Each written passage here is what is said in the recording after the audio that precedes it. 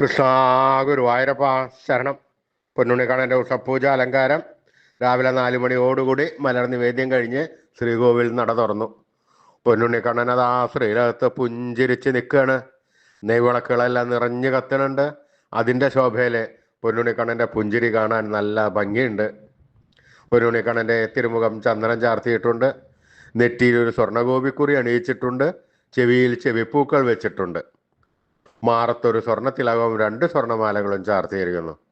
പൊന്നിൻ കിങ്ങിണി കെട്ടി പട്ടുകോണകമെടുത്ത് ഒരു വെളുത്ത പട്ട് ഞൊറിഞ്ഞുകൊടുത്തിട്ടുണ്ട്. വലത് കൈയിൽ ഓടക്കുഴലുമുണ്ട്, താമരയുമുണ്ട്. സ്വർണ്ണ കിരീടം ചാർത്തി കിരീടത്തിന്മേൽ 3 തിരുമുടിമാലകളും 2 വലിയ വനമാലകളും ചാർത്തിയിരിക്കുന്നു. അങ്ങനെ സുന്ദരനായി പുഞ്ചിരിച്ച് നിൽക്കുന്ന സച്ചിദാനന്ദ കട്ടയെയാണ് നട തുറന്ന സമയത്ത് ഭക്തന്മാരെല്ലാവരും കാണുന്നത്. അത് കണ്ടതോടുകൂടി അവർക്കെല്ലാം സന്തോഷത്തിൽ ആനന്ദത്തിൽ ആറാടി ആ പൊന്നുണ്ണിക്കണ്ണൻ്റെ തിരുനാമങ്ങളും ചൊല്ലി കണ്ണൻ്റെ അടുത്തേക്ക് അതാ ഓടി ഓടി ഓടി ഓടി ഓടി പോണു. ആ സോപാനപ്പടിയിൽ നിന്ന് കണ്ണനെ കൺകുളിർക്ക കണ്ട് ആ കണ്ണൻ്റെ തൃക്കാൽക്കൽ വീണ് നമസ്കരിക്കണു, പ്രാർത്ഥിക്കണു. കണ്ണൻ്റെ അനുഗ്രഹം അവർക്കെല്ലാവർക്കും ഉണ്ടാവണു. ആ സുന്ദര രൂപം നമുക്കും നമ്മുടെ മനസ്സിലേക്കൊന്ന് ആവാഹിച്ചാലോ? എല്ലാവരും നല്ലപോലെ പ്രാർത്ഥിച്ചോളൂ. പൊന്നിൻ കിങ്ങിണി കെട്ടി പട്ടുകോണകമെടുത്ത് ഒരു വെളുത്ത പട്ട് ഞൊറിഞ്ഞുകൊടുത്ത് കയ്യിൽ ഓടക്കുഴലും താമരയും പിടിച്ച് സർവാഭരണ വിഭൂഷിതനായി നിന്ന് പുഞ്ചിരിക്കുന്ന സച്ചിദാനന്ദ കട്ടയുടെ രൂപം എല്ലാവരും മനസ്സിൽ വിചാരിക്കൂ. നല്ലപോലെ വിചാരിച്ചോളൂ. ആ പൊന്നുണ്ണിക്കണ്ണൻ അതാ നമ്മുടെ മനസ്സിൻ്റെ ഉള്ളിലേക്ക് അതാ കയറി വരുന്നു.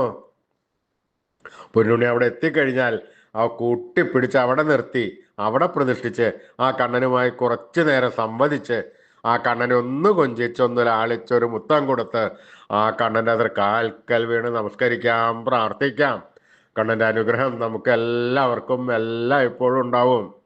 നാരായണ നാരായണ നാരായണ നാരായണ. സ്നേഹത്തോടുകൂടി ഭക്തിയോടുകൂടി വിശ്വാസത്തോടുകൂടി കണ്ണൻ്റെ തിരുനാമങ്ങൾ ഉറക്കെ ഉറക്കെ ഉറക്കെ ഉറക്കെ ജപിക്കുക. കണ്ണൻ അത് കേൾക്കും. കേൾക്കാതിരിക്കാൻ കണ്ണന് പറ്റില്ല. എന്നിട്ട് ആ കണ്ണൻ നമ്മുടെ അടുത്തേക്ക് അങ്ങോട്ട് ഓടി വരും. നമ്മൾ കൊടുത്ത സ്നേഹത്തിനേക്കാൾ 10 മടങ്ങ് ഇരട്ടി സ്നേഹത്തോടു കൂടി നമ്മുടെ ഒക്കത്തൊക്കെ ഒന്ന് കയറിയിരുന്ന് നമുക്കൊരു മുത്തം തന്ന് വേണ്ട സമയത്ത് വേണ്ടതെല്ലാം വാരിക്കോരി തന്ന് കണ്ണൻ നമ്മളെ അനുഗ്രഹിക്കും. അതുറപ്പാണ്. അപ്പം എല്ലാവരും സ്നേഹത്തോടു കൂടി കണ്ണനെ വിളിച്ചോളൂ. നാരായണ നാരായണ നാരായണ നാരായണ.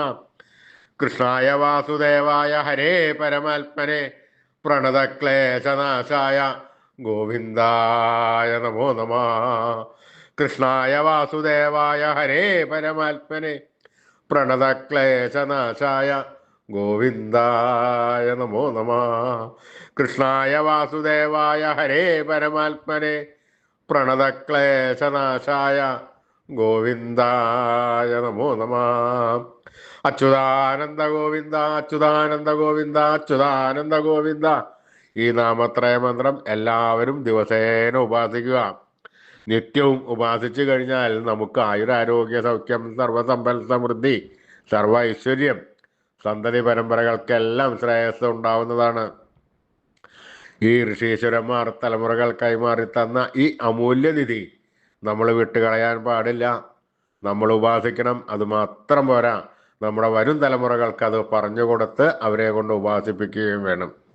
ഈ കലികാലത്ത് ജപിക്കാൻ പറ്റിയ ഉത്തമമായ മന്ത്രം കൂടിയാണിത്. ആരും ഉപേക്ഷ വിചാരിക്കണ്ട. ഇന്ന് തന്നെ തുടങ്ങിക്കോളൂ. അച്യുതാനന്ദ ഗോവിന്ദ അച്യുതാനന്ദ ഗോവിന്ദ അച്യുതാനന്ദ ഗോവിന്ദ അച്യുതാനന്ദ ഗോവിന്ദ അച്യുതാനന്ദ ഗോവിന്ദ.